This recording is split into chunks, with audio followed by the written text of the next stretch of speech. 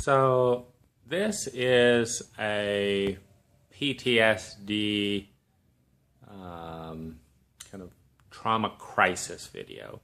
So I, on an emotional level, am 40% in kind of freak out crisis mode.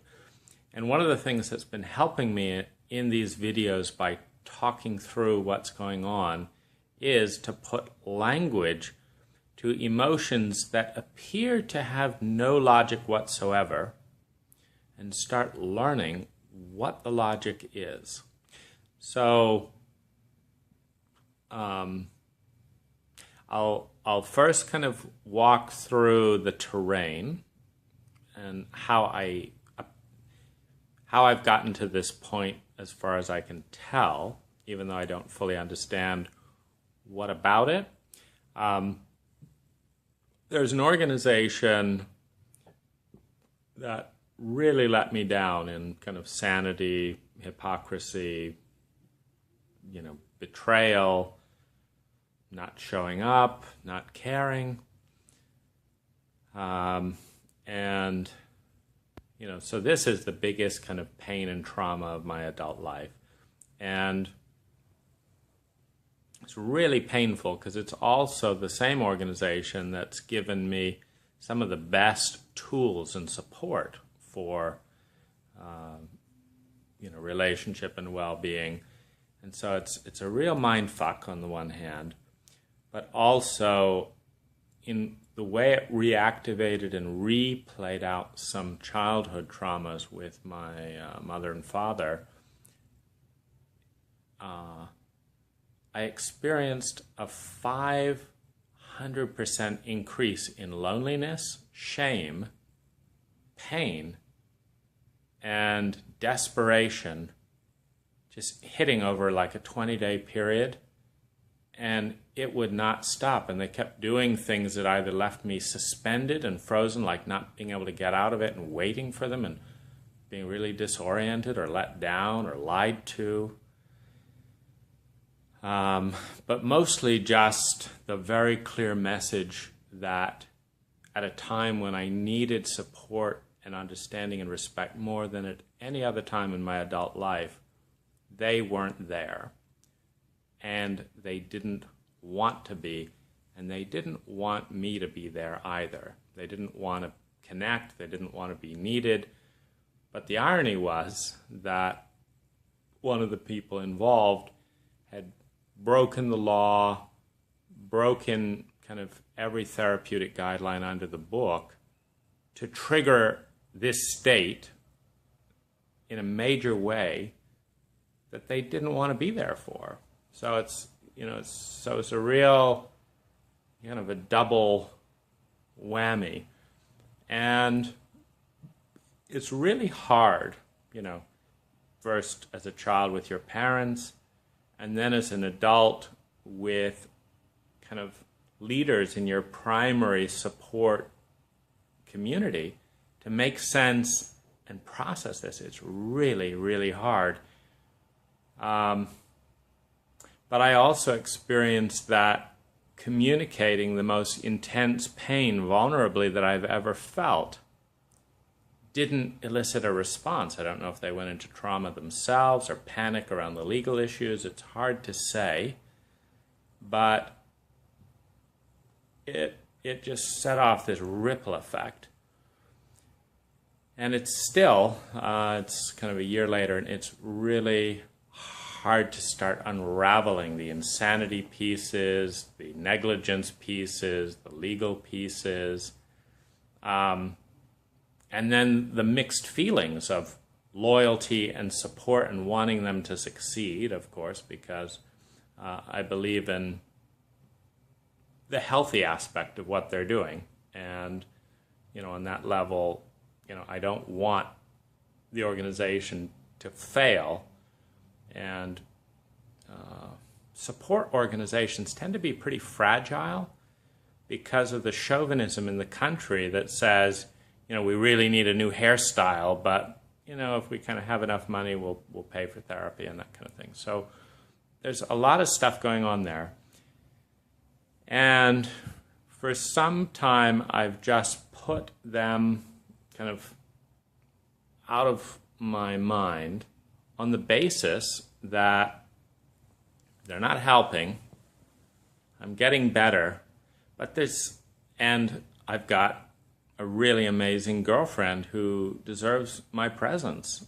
And so far, if I'm not careful, getting sucked into this dynamic becomes my first relationship, and then my second relationship is my relationship with PTSD, and then a partner comes third, and that's not fair.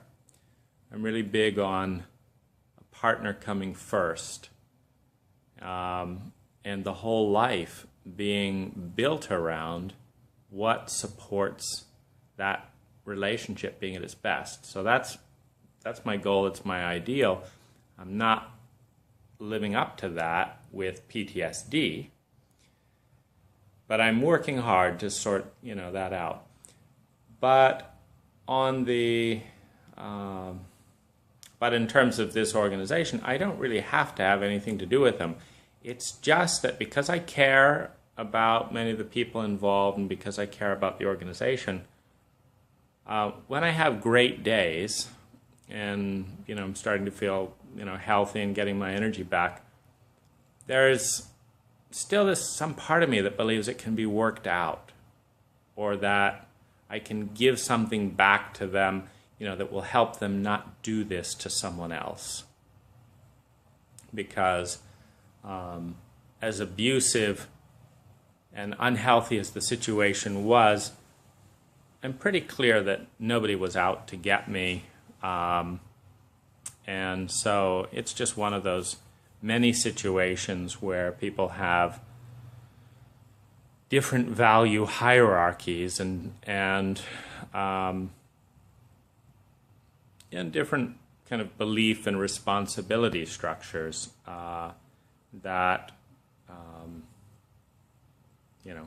for example, I believe someone in a paid therapeutic context has a professional responsibility to know what they're doing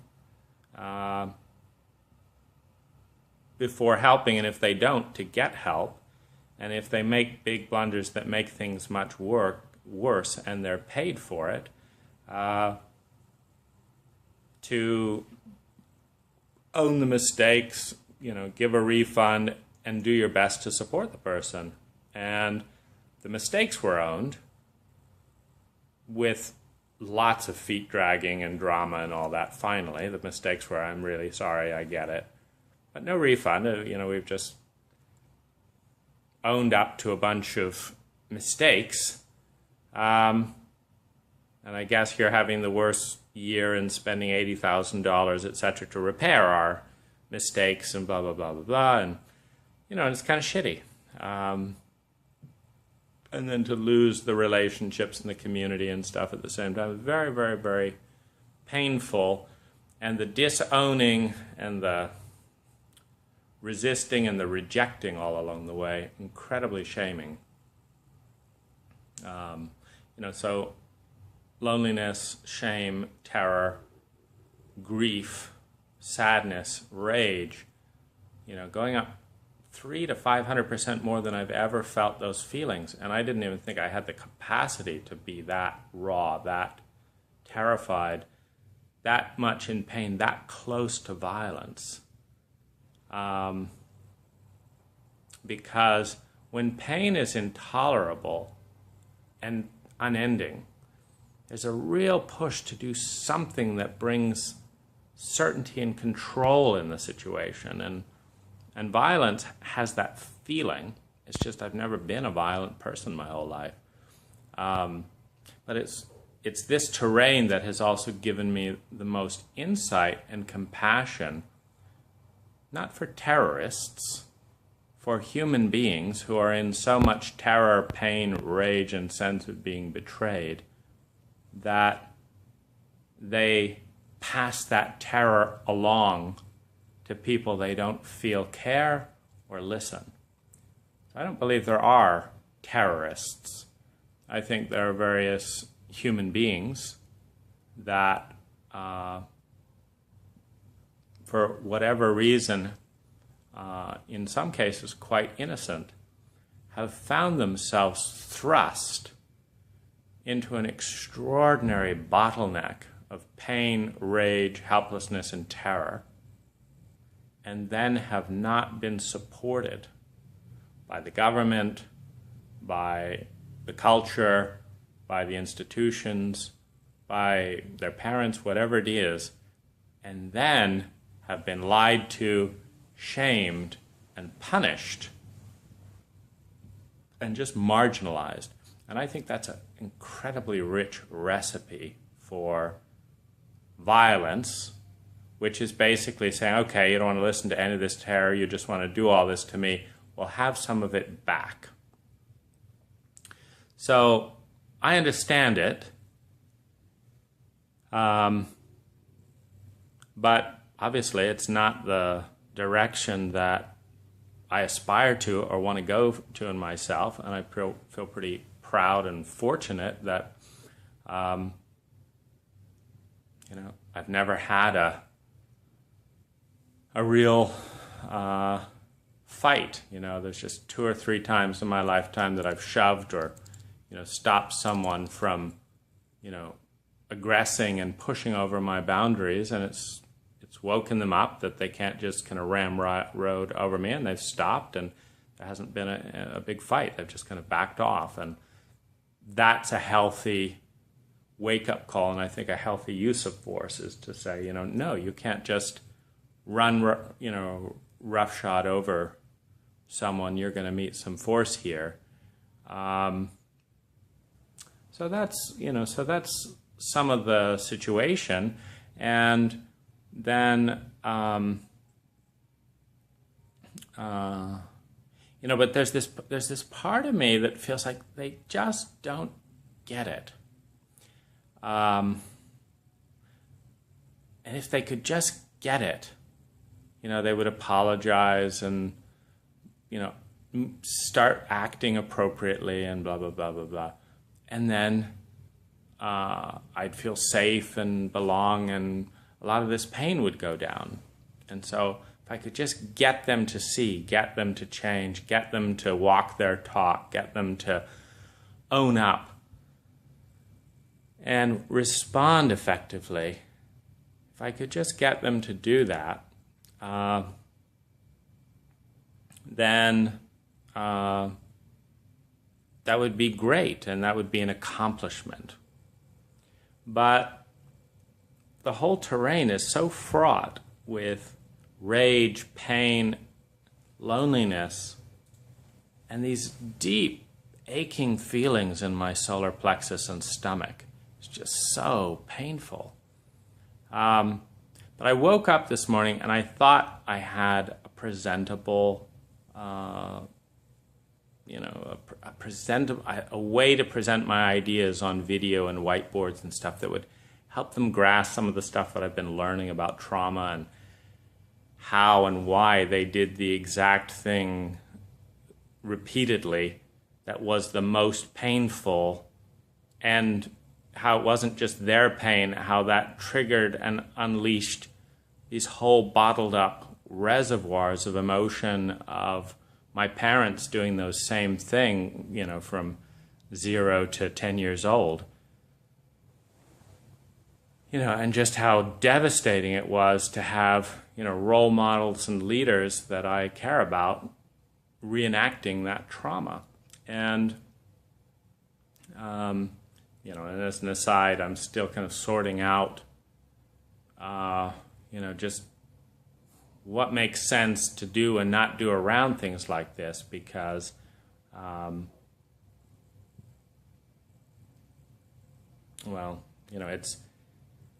we have these senses of, protecting people's privacy and all that, and it's hard to muddle through what's actually best for everyone's well-being, because on some level, we wouldn't want to know about the downside potential of some organizations that, in certain situations will be hypocritical and cause a lot of trauma. On the other hand, it's when you're in a third-hand situation, without viewing all the facts. And, fortunately I have recordings, video, audio, emails of the, experiences and stuff. So it is available to be viewed objectively, but it's like 200 hours of complicated stuff, and it's really hard to summarize, which has left me feeling really alone and isolated, since a lot of my friends are still pretty tight in that group. The best thing I can say is they're not anything as bad as what it sounds like people have gone through with Scientology. In some of the documentaries that have been out recently. But this is, it's really painful. I made the recording to kind of feel out whether it was kind of time to send them something and kind of move towards any reconciliation. And then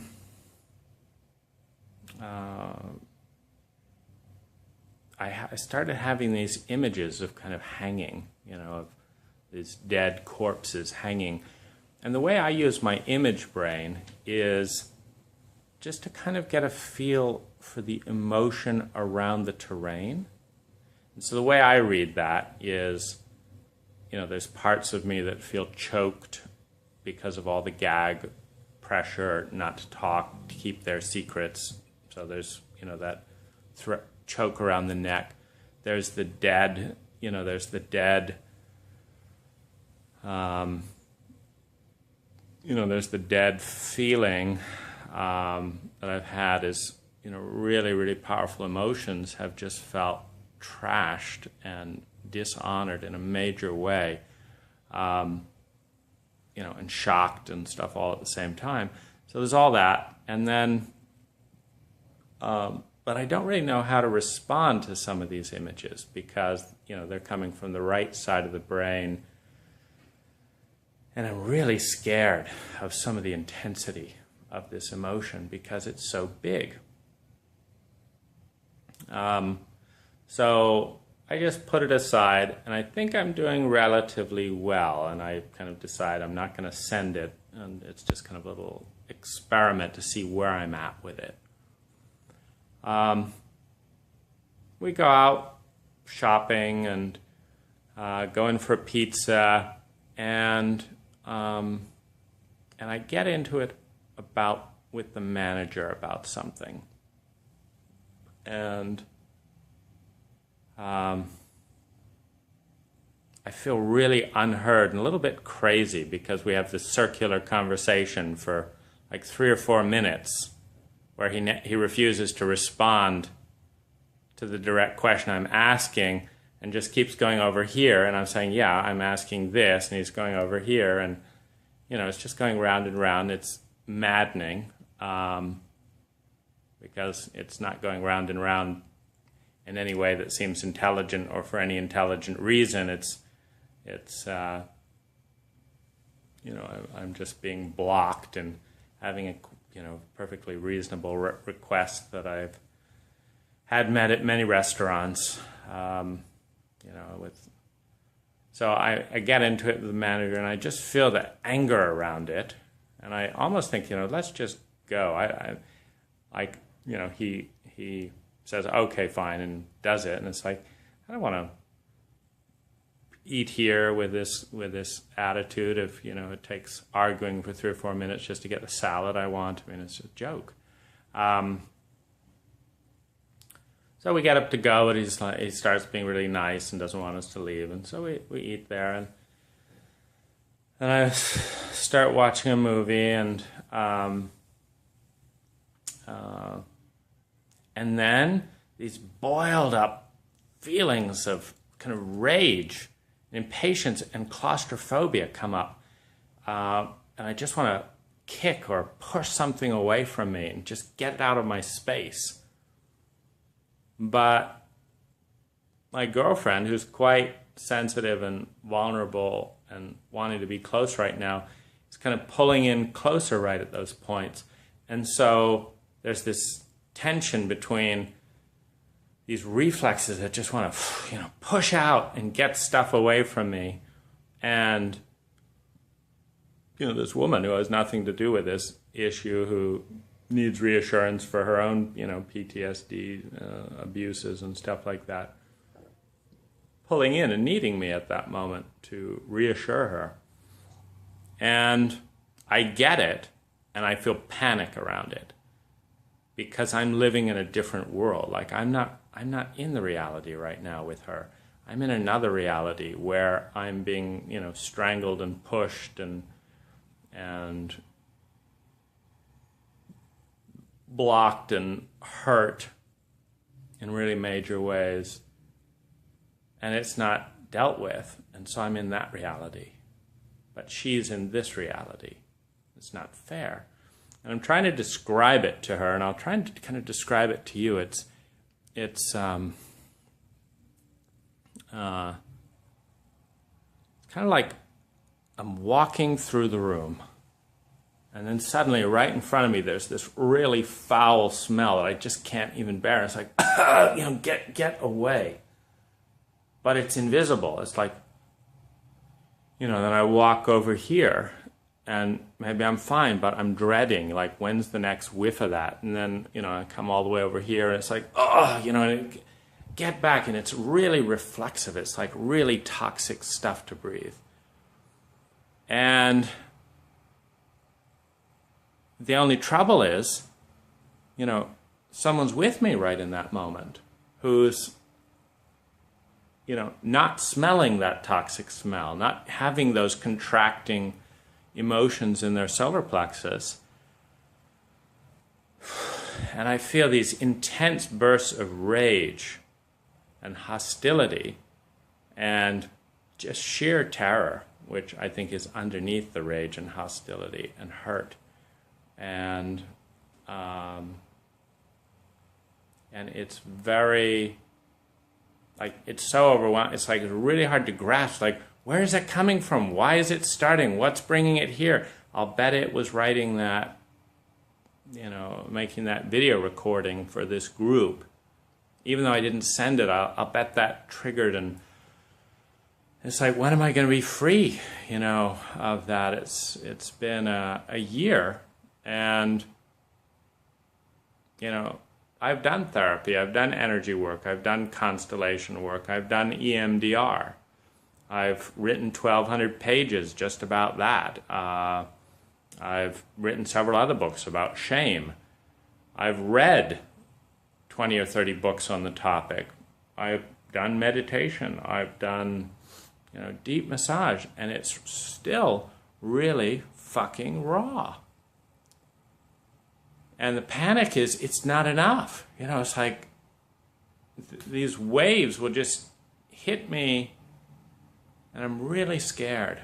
And the trouble, and of course, as an American man, turning terror into anger is what we're trained to do, so as not to be, I guess, judged in the chauvinism of, don't be like a woman, which I completely disagree with and feel a lot of rage around. But that being said, what do you do? And of course, my girlfriend can't help me. She doesn't know what to do. I can't help me. I don't know what to do. No one's fucking around who knows what to do. And I'm really worried of hurting her in one of these moments, not physically, but, when you get into these really sweet moments with someone, and then suddenly there's hate and rage and fear and panic and this disgusting, it's like, get out. It's just, a matter of seconds. It's like, where's this coming from? Is this going to last a minute? Do I need to, quickly get out of the bed? Because this is going to overwhelm me and take an hour? Do I need to take some space? Like, I don't know what the fuck's going on, because when it hits, seems very unpredictable. What to do about it seems very unclear, because it's in it's in a part of the brain that's kind of, it's not in the present moment. I don't know which moment in the past it's relating to. Is it going all the way back to childhood? Is it going just to, some moment around this thing? Has it, I think the bit that was most toxic is as I looked at the video and stuff through their eyes, there's a way that all of my innocence, all of my sincerity, all of my effort, all of my purity and genuine care for them and for me, and just wanting to make sense of it, gets obscured. And I start seeing how ugly and scary I look through their eyes, and how they just want it to go away because they're scared, they're busy, et cetera, et cetera.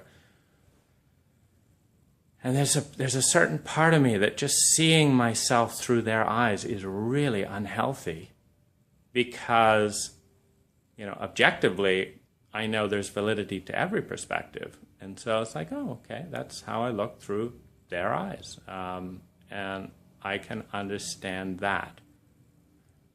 But I think it's so unhealthy to pile judgment and abuse and shame onto this type of trauma and terrain, that even just recognizing, oh, they're probably thinking this about this and seeing this way, and as I'm talking about this, they're probably hearing it this way, not the way I'm seeing it, but this way, and how do I get around that?